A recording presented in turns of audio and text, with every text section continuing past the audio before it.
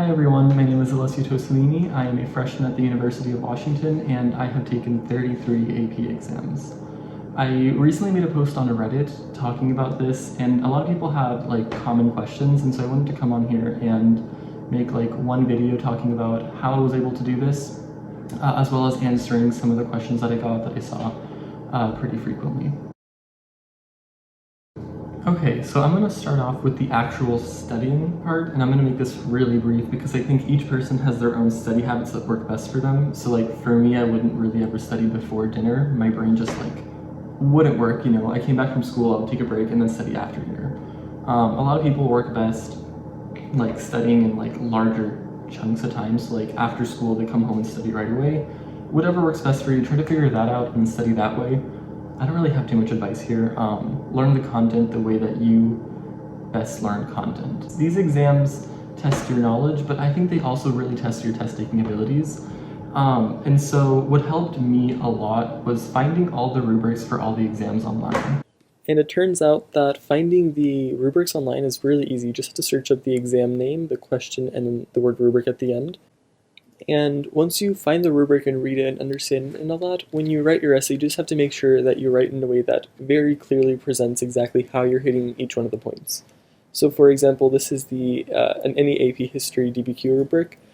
For the evidence beyond the documents point, I would start my sentence with, a piece of evidence not presented in the documents is blank.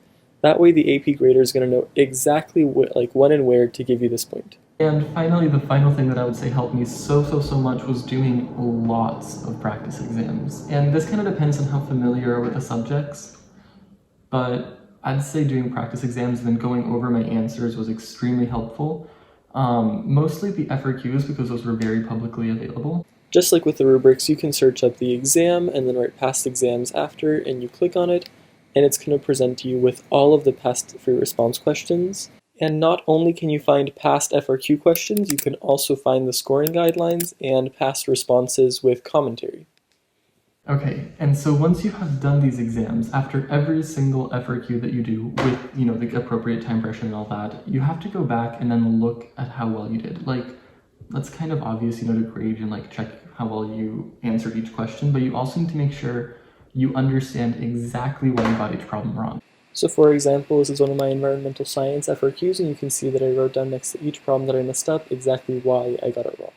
So as for multiple choice, it's a lot harder to find online. You'd be surprised. You can't really find full College Board official practice multiple choice sections.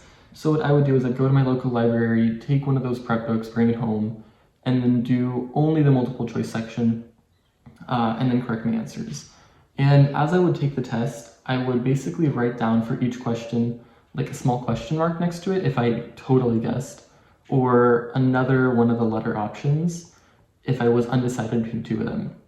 Because after you go back and look over your answers, you need to make sure that you not only understand why you got the incorrect questions wrong, but also why you were uncertain about the questions that you half guessed on, you want to go over every single question that you had even a bit of uncertainty on.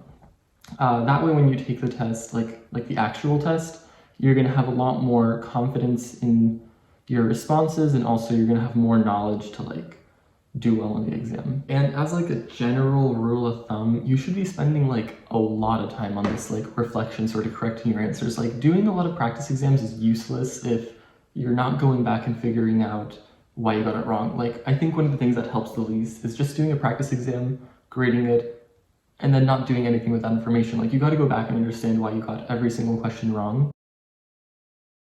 A lot of people have also asked me why? Why would I do this to myself? What was the point of it? And it's kind of a long story, but I'm going to keep it as short as I can here. So my freshman year of high school, I basically realized that you can take an exam without taking the class. So I did that for AP Italian language because I grew up speaking Italian. I was this would be an easy 5. And I got that out of the way.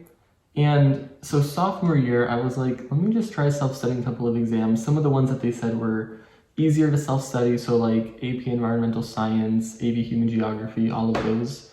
And I realized that you don't have to know that much content to do well in the exams. This is when it all kind of clicked, I was just good at standardized testing, not because I was good at, memorizing a lot of content, but because they were also predictable. All of the exams, like if you memorized the rubric, if you knew what the graders were looking for, you could do well on them. And so I decided to try to go for the AP State Scholar Award. Don't try to search it up, it doesn't exist anymore, but I only realized it doesn't exist junior year. So like they had it sophomore year and then announced that the year that I would like be ending my junior year, they were going to cancel the award.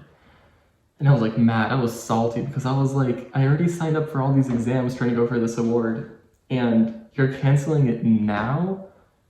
I was mad. So I was like, might as well try to get the whole record because if I can't get the AP State Scholar Award, I want to get like some sort of recognition for these accomplishments, And so my senior year, I did those final 5 exams to get myself to 33 exams, beating the previous record that was 30 exams.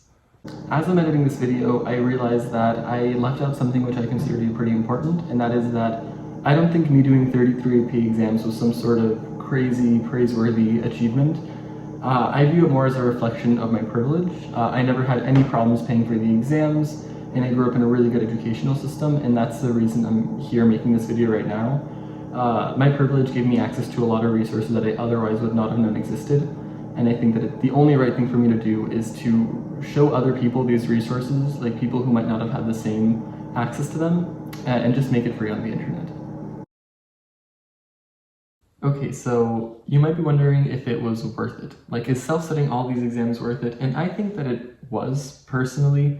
I think also if you have the time and you want to take on that extra challenge and you're interested in one of the AP subjects, then you should go for it. Self-study an exam. It really helped me understand what I wanted to do when I grow up. Like, I wanted to do biology in high school, but then I self-studied AP Computer Science my junior year, and I was like, wait, this is actually really enjoyable. I kind of want to do this more, And so in that sense, self-studying exams helped me get a better grasp of what I wanted to do later on.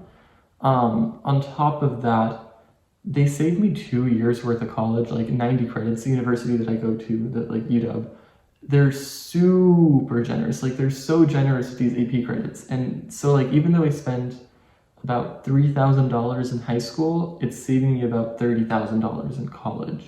That's pretty much all the like overview knowledge that I've got. I appreciate you guys watching this. I've never really made a video like this. If you find it useful and want like more specific tips for each individual class, I really don't mind making like individual videos for like AP World History or like AP Calculus, AP and things like that, because although these tips are kind of like generally applicable, I think that I kind of took a different approach for each subject depending on what worked best with like the subject, So if you have any other questions or like videos that you want to see, let me know in the comments because I'm happy to help. I went through a lot of studying in high school and I wouldn't want that to go to waste, so let me know.